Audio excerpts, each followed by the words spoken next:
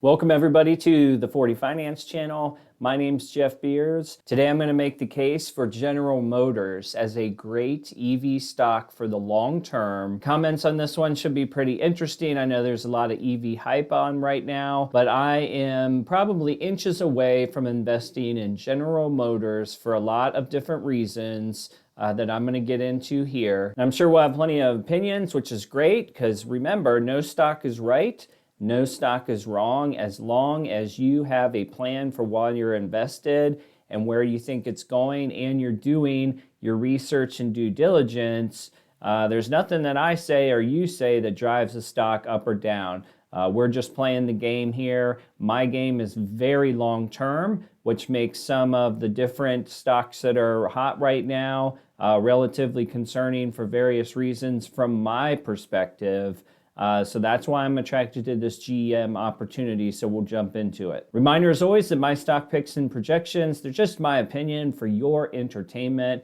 Please make sure you do your own research and due diligence before investing in any stock. And of course, if you like stock market analysis and personal finance videos, then please subscribe to the 40 Finance channel. Thank you to everyone for your support so far. All right, so if it's your first time in the channel, one of the things you should know about the way I invest is I am looking for value, I'm looking for reasonable prices, and I'm trying to measure that against projected growth rates and opportunities in the future. So probably the number one reason that GM is intriguing for me right now from a long-term standpoint is that relatively speaking, this stock is much cheaper than any of the other EV names that you're going to see out there. And of course, cheap is sort of a relative measurement because you do have to factor in growth. And if a company isn't growing or getting better or have a plan to increase sales in the future, then cheap stocks by themselves don't necessarily do anything. You want to find that balance between a stock that is, down from a valuation standpoint, but has a bright future ahead. And in my world, I always lean towards profitability in the sense that most of the stocks in my portfolio do have an EPS, they do have a PE, and they do have projected growth for the future. All right, so with that in mind, let's take a look at GM stock today just to see where we're at. You can see you have a PE ratio of 20. The EPS in the trailing 12 months is 223. There's no dividend on this one right now, but that is because of the pandemic. The expectation is that dividends for GM will be returning sometime next year. You look at the 1-year chart over here, and you can see the price isn't as cheap as it was last year. It obviously tanked in the time of the pandemic. It was on my list during that tank of something to add, but I prioritized other buys at the time. I am close to pulling the trigger on it. The one thing for me right now, and I don't know if it shows up on this screen, yeah, here we go. The NASDAQ, all the stock indexes are up, right? And that's pretty much been the way for this week across the board. So in a perfect world for me, I would wait to buy GM on some sort of a dip. It doesn't have to be a massive one, but over the past month, it's run up a little bit. I may start a small position just to get started, but really I'm hoping for something more like this. When the market goes down a little bit, we'll just have to see how it reacts. All right, so as I mentioned in the little intro, it is always important to look at our growth rates, and in particular, I am very interested in earnings per share, and I like to see that number's going up. So there's more than one way to win at earnings per share. One way, obviously, is to increase your sales. The other way is to make your company more profitable. And then finally, there's more like a hybrid of the two, right? Which is increasing profitability through optimization and then also at the same time increasing sales. When we look at what analysts are expecting for GM, you have the average estimate today for EPS is 464. And you can see that next year they are expected to add to that number. So that's a positive sign that I'm looking for. Last year you had an EPS of 482. This year it dropped to 464 if this indeed is where it lands. That is all pandemic with basically almost every automaker losing Q2 from the standpoint of sales. But at least from my perspective, if you do get to 5.9 where the analysts expect, you are adding, a little over another $1 from 2019. And then you just have to know that 2020 is a little bit of a blip on the radar. All right, from a revenue standpoint, you got an average estimate coming in at 120, which is down from last year's 137. Looks like a minus 12% on the revenue side. But as we look ahead to next year, things are bouncing back to 136. It doesn't put us right here where 2019 was. But again, from an EPS perspective, the company is looking more profitable because the EPS is going up significantly, even though analysts are basically calling for flat sales from 2019 up to 2021. All right, the last thing we're going to look at here is the growth estimates over sort of an elongated time period. Next year, they have sales growing 27%. That obviously factors in the fact that we lost a quarter this year, so there's some free comps involved. But the 5-year growth rate is 8.97. Normally, I'm looking for double digits on a 5-year growth rate. But in this case, I think perhaps some of this is a conservative estimate. And quite frankly, with what I'll show you on GM, the next 5 years doesn't necessarily encapsulate the full opportunity for bigger profit. Okay, real quick on the TipRanks side of things to see, what kind of price targets do analysts have for GM. I always sort by the best performing analysts.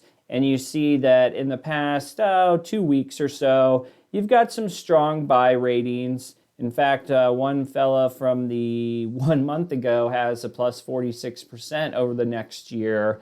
But you're sort of in this, $50 range. Again, for 1 year, these targets of upside and downside, that's probably lower than my general expectation from a new stock that I would buy into, but it's at least good to see that we're aligned with the analysts that GM is, does have good things ahead of them. Okay, so to summarize, the big points on why I am bullish on General Motors over the next 5+ years. The points are all laid out pretty well in this particular article, which is, it's from Zacks, but it was posted on Yahoo Finance. So I saved it because I was like, you know what, this person does a better job of putting together all the bullet points than I do. And right off the bat, you can see we go to the popular names of Tesla and Nio, Workhorse, in their meteoric rise. But I think as everybody would say, the fundamentals on those companies outside of Tesla are a little weak from a value investing standpoint. So investors are betting EV stocks based on the current hype and promise, but are overlooking companies' fundamentals. Considering the lofty valuations of EV makers, any sharp pullback in the share price of those stocks won't be much of a surprise. However, and as we just looked at with GM, GM stock is in a relatively good place. I mean, it's at a fair PE ratio. You've got the growth. You've got a company with cash flow, and you've got a company that is currently selling vehicles, not necessarily EV vehicles, but they are selling a lot of vehicles, basically on a daily basis. So that's good news, and it's something that my mind can kind of anchor with. Now, from the perspective of electric vehicles, we know that GM, they have a couple plays in the game, but they're certainly not fleshed out completely on the EV side of things. But if you've been watching, they've put a lot of investment into the EV world lately. In October, they plan to spend around $2 billion to overhaul their Tennessee facility. They also have something like $27 billion. I don't think it's in this particular article, but they have about $27 billion earmarked for improvements and efficiencies into EV. So they are putting their money where their mouth is. And the key behind all of this is this Ultium Drive and battery that GM owns and they are making. So they have their own technology. The Ultium Drive system actually is comprised of a couple parts. It has a battery part, and you can see a little note on that. The cost of an Ultium battery pack is expected to decline 60%, along with doubling energy density, raising the range to 450 miles on a single charge.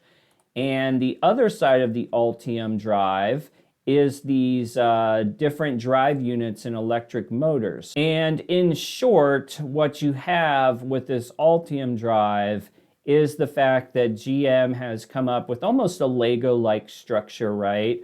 Of about, I don't know, it was like 5 or 6 different drivetrains and engines that all sort of work in a modular fashion around this Ultium battery pack. So that's always going to be important with GM because the reason they do so well is that they offer so many different kinds of vehicles, right? Now, as we scroll down, oh, there's the 27 billion investment through 2025. Now, here's where things start to launch. So we are still way ahead of the game because this is by 2025. GM plans to roll out 30 electric vehicles globally, more than 2/3 of which will be available in North America. First EVs to be unveiled by the auto giant is the GMC Hummer all-electric pickup and Cadillac Lyriq SUV. So right off the bat, similar to something like a Workhorse or some of these other EV plays,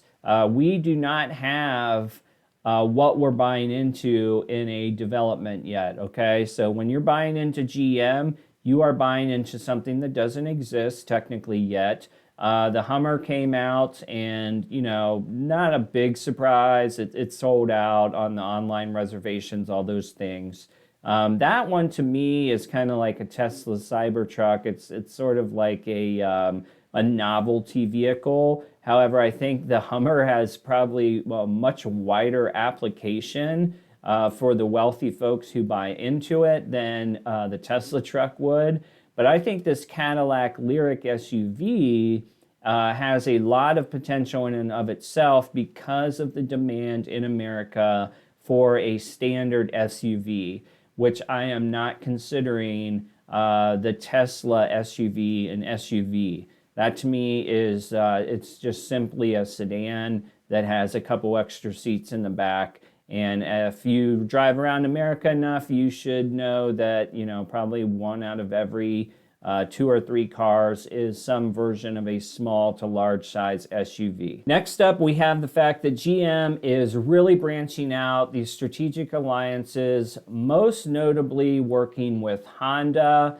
And the catch here is they'll both work off of the same battery framework. So Honda's vehicles are going to be based on GM's Ultium battery-powered EV platform. And on the flip side of things, Honda is going to help GM with the smaller type cars, right? So you think about the Chevy Bolt, which, you know, was plus or minus a moderate success. But if Honda helps them, when you think about Accords and Civics and whatnot, if they work together and can play off each other's strength, then there is a lot of opportunity there. And then the last point here that I think a lot of people overlook is General Motors commands a huge presence in China, which is the biggest EV market in the world. So when we talk about Nio and we talk about some of those other brands that are getting all the hype right now, GM turning on EV in China is arguably an automatic win as soon as they do it. In fact, you can see here the company strengthened its lineup in China with the Hongguang Mini EV, which was launched in July under the company's Wuling brand.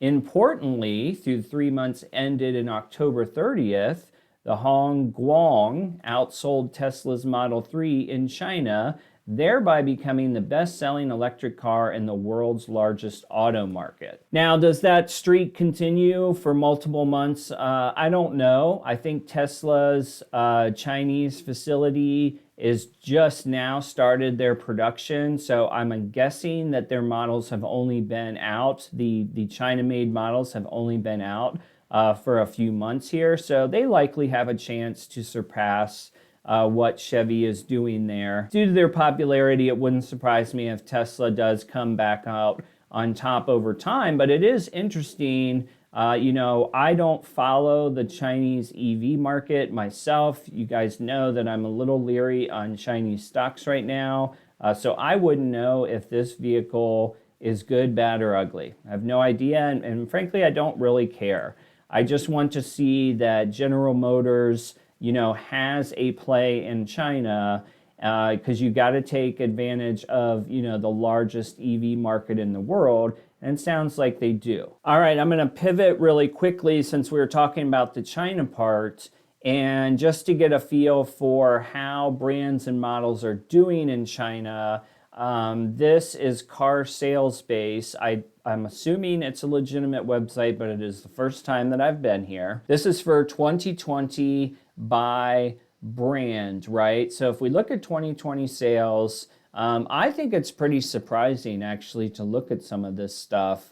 I would have never guessed in a billion years that Volkswagen was number one. Volkswagen, of course, is another company that's pushing hard on their EV developments. But then if we want to highlight GM's presence in China from the standpoint of 2020 unit sales, you scroll down into the first one that comes up is going to be Buick at number 6. Which was, just under 500,000 units. Then you keep going down and we have the Wuling brand, which had 152,000 units. Then you keep going, you've got Cadillac in the top 20 at 126 units. Then you have Chevrolet at 181 units. And here's your Tesla at 66,000 units.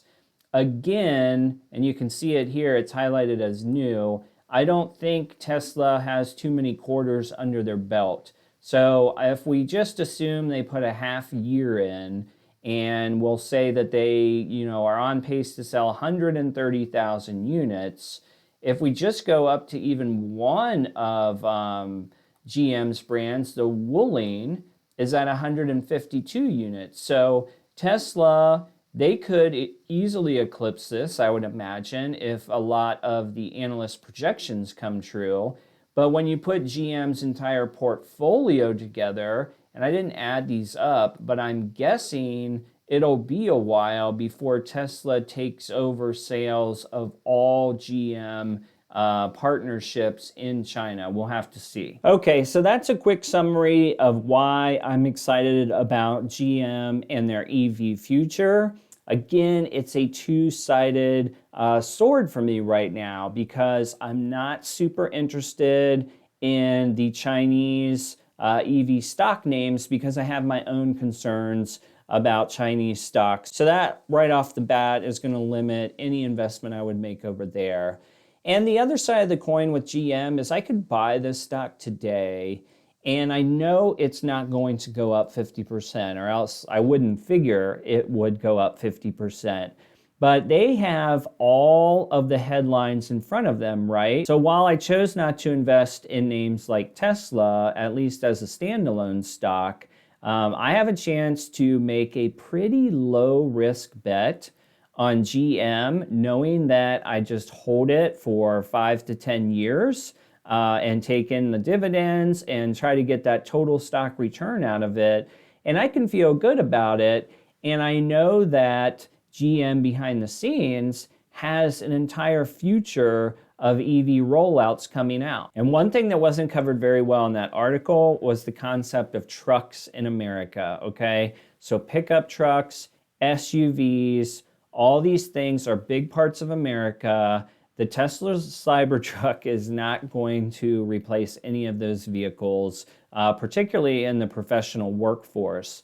So I think GM, once they have that first Silverado EV, which I'm not even sure it's on the roadmap yet, or the Tahoe EV or the Suburban EV. Now we're going to be talking about huge swaths of sales. And for my family anyway, the space and the luxury of a Tahoe are things that really stand out, particularly when we have road trips to vacation sites or whatever. So even though these big cars are kind of dinosaurs to some degree, from the family structure, I just don't see them going away. All right, guys, so those are my thoughts on GM. I'm gonna have some follow-ups to this video because I'm really excited about the long-term opportunity here, but I'm definitely curious what the YouTube community is going to think about this one. So leave me a comment below, and we'll see you on the next video.